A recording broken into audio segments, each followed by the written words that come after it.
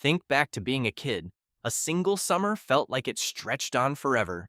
The days were long, the years were endless, and being a grown-up felt a lifetime away. School would end in June, and September was so far away it barely existed. Now, whole years seem to vanish. You blink, and somehow it's December again. You catch yourself saying, "Where did this year even go?" And you mean it.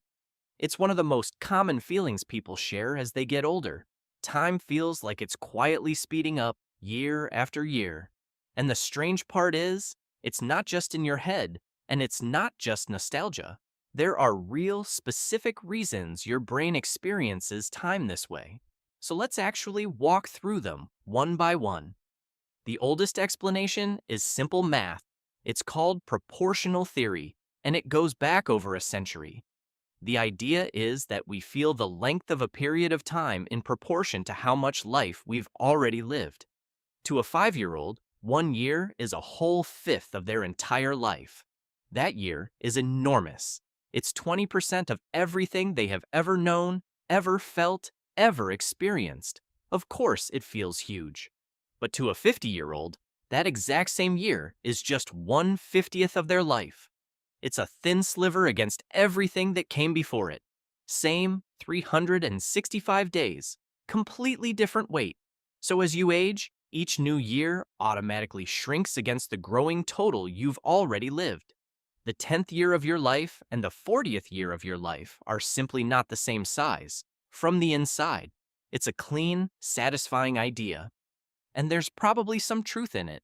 But most scientists agree it can't be the whole story. Because time doesn't actually feel fast in the moment, day to day. A boring Tuesday afternoon can still crawl. Waiting in a long line still feels endless. Time only feels fast when we look back at it. A year vanishes in hindsight, not while you're living it. And that gap, slow up close, fast in the rearview mirror, points to something much deeper than math. It points to memory. Here's the key idea. Your brain doesn't measure time with a clock. It measures it with memories. When you look back and ask, "How long was that stretch of my life?" your brain doesn't count the days. It checks how much stuff it remembers happening. And it uses that as a stand-in for time. Lots of rich, distinct memories, and a period feels long and full.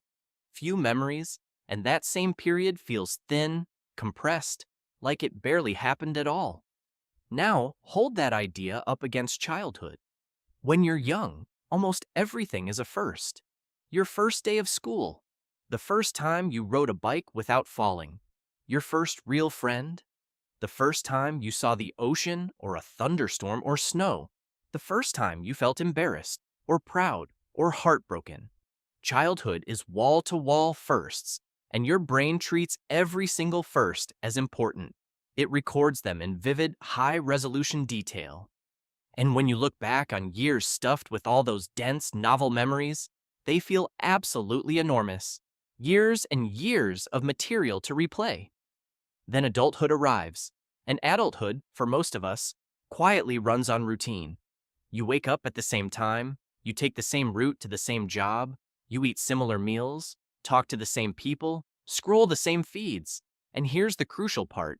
Your brain has seen all of it before. So to save energy, it stops recording the details. It stops writing everything down. A Wednesday in March becomes almost indistinguishable from a Wednesday in October. Whole weeks blur together, not because nothing happened, but because nothing new enough happened to earn its own memory. Psychologists call this telescoping. Recent years feel compressed and folded into each other because there just aren't enough distinct markers to keep them apart. There's even a name for the strange twist hiding inside all of this. It's called the holiday paradox.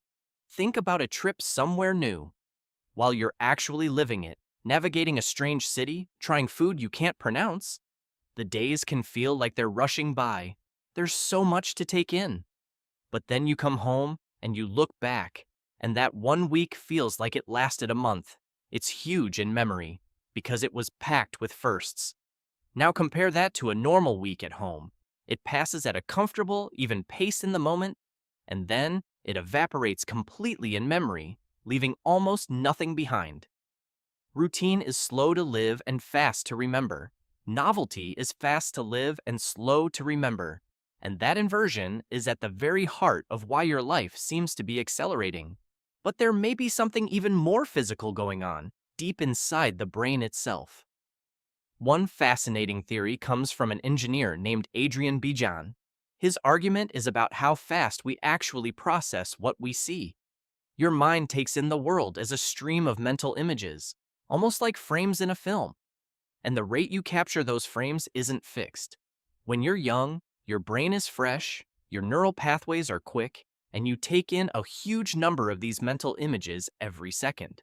More frames per second means more detail packed into every moment, and, crucially, a feeling that time is passing slowly and richly.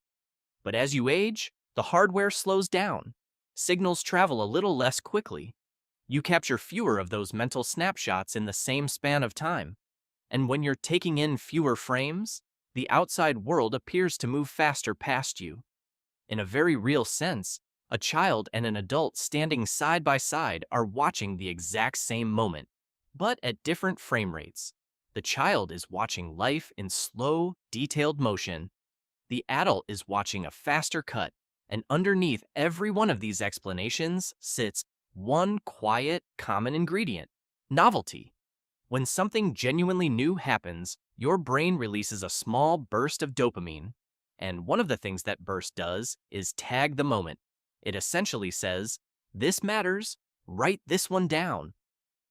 Novelty is the ink your brain uses to record a lasting, detailed memory. Routine gets no such tag. It slides straight through your day and out the other side without leaving a single mark. This is the thread that ties it all together. Childhood felt long because it was almost entirely novelty.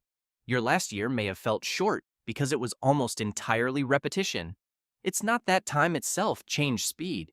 It's that, somewhere along the way, you quietly stopped collecting new memories. And that, as unsettling as it sounds, is actually the good news. Because it means the feeling isn't fixed. It's not a one-way door. If time feels fast because your life has become predictable, then the cure is to make your life a little less predictable, on purpose. You have to give your brain more worth remembering.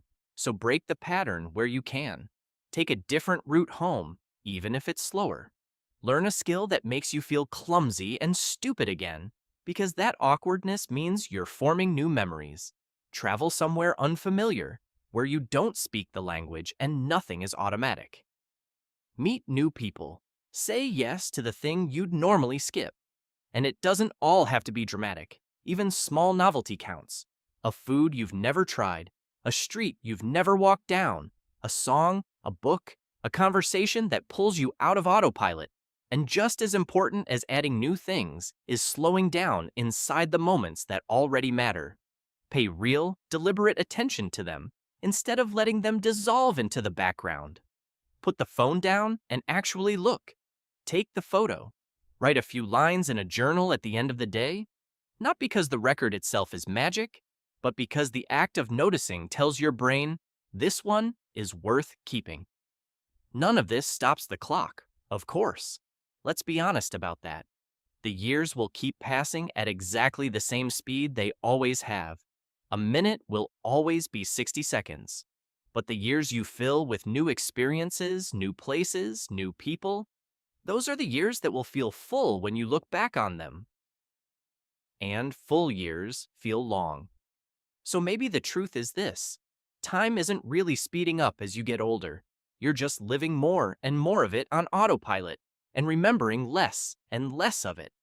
The days blur because you've stopped marking them, which means the way to make a life feel long isn't to somehow add more years to the end of it. It's to keep collecting firsts, to stay a little bit curious, a little bit awake, for as long as you possibly can.